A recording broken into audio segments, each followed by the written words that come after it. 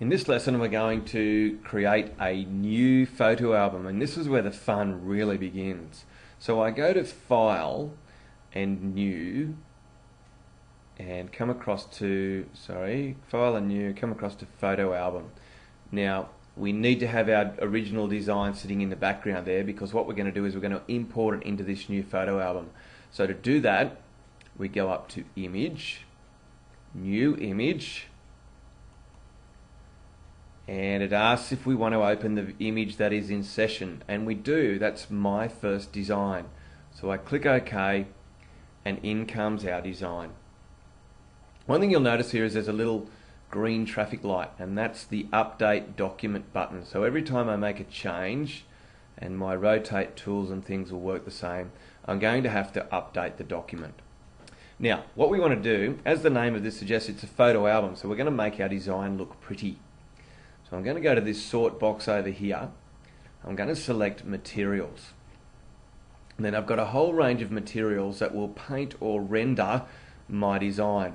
So if I go to, say, a non-metal, and I'll go to polished plastic, and I actually click on this paint sack and drag it across, it looks like nothing is happening until we get within the frame of our album. And now I can drag my paint sack down. I'm still clicking, still left clicking, till the frame illuminates, and then release. And now we have to update the document, and we get a change. Okay, so now I can change the color of the effect that I've just painted or rendered my design with. So I can use my right click inside here, and I get to set material properties. And now I can set a color. So I can set it to something pretty like pink if I like, hot pink. There we go. Click OK. Click OK. Once again, I have to update my document. And now it renders that for me pretty pink. Isn't that wonderful?